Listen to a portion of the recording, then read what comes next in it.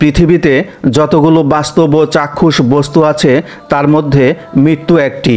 সত্যি কথা বলতে কি, মানুষ পার্থিব কোনো বস্তু থেকেই অমনোযোগী ও গাফেল নয়, একমাত্র মৃত্যু ছাড়া। যদিও আমাদের প্রত্যেকের মৃত্যুর মুখোমুখি হতে হবে, তবুও মৃত্যুকে আমরা ভীতির চোখে দেখি এবং মৃত্যু থেকে পালিয়ে বেড়াবার ব্যর্থ প্রয়াস পাই। এ ভীতিকর অবস্থা থেকে মুক্তির একমাত্র গ্যারান্টি থাকবে জান্নাতীদের জন্য। মহান আল্লাহ তাআলা বলেন, সেখানে তারা আর কখনো মৃত্যুর মুখোমুখি হবে না। পৃথিবীতে একবার যে মৃত্যু হয়েছে সেটাই তাদের জন্য যথেষ্ট।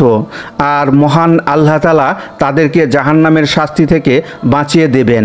সূরা দোখান আয়াত 56।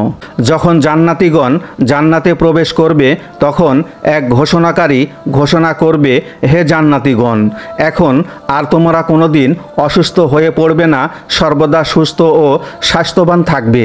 কোনোদিন আর তোমাদের মৃত্যু হবে না, অনন্তকাল জীবিত থাকবে, সর্বদা যুবক হয়ে থাকবে, কখনো বুড়ো হবে না, সর্বদা অফুরন্ত নেয়ামত ভোগ করবে, কোনোদিন তা শেষ হবে না, এবং কখনো দুঃখ ও অনাহারে থাকবে না।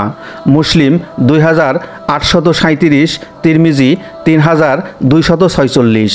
একবার মূসা আলাইহিস সালাম তার প্রতিপালককে জিজ্ঞাসা করেছিলেন, জান্নাতে সবচেয়ে নিম্নমানের লোক কে হবে? মহান আল্লাহ তাআলা বললেন, সে হলো এমন এক ব্যক্তি যে জান্নাতবাসীদেরকে জান্নাতে প্রবেশ করানোর পর আসবে।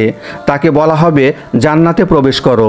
সে বলবে, হে প্রতিপালক, তা কী রূপে হবে?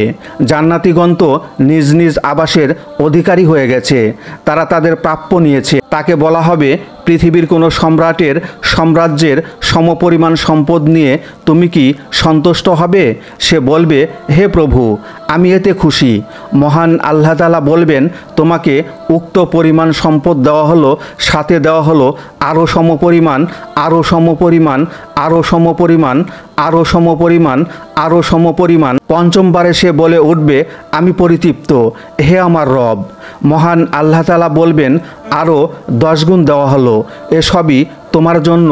তাছাড়া তোমার জন্য রয়েছে এমন জিনিস যার দ্বারা তৃপ্ত হয় চোখ জোড়াই।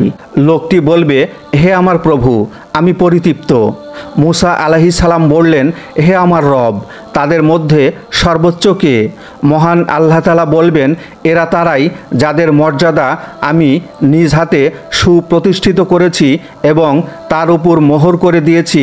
এমন জিনিস তাদের জন্য রেখেছি যা কোনো চক্ষু কখনো দেখেনি, কোনো কান কখনো শুনেনি এবং কারো অন্তরে কখনো কল্পনার উদয়ও হয়নি। মহান আল্লাহ তাআলা বলেন, তোমার প্রতিপালক তার দান দ্বারা এদেরকে এবং ওদেরকে সাহায্য করেন, আর তোমার প্রতিপালকের দান অবারিত।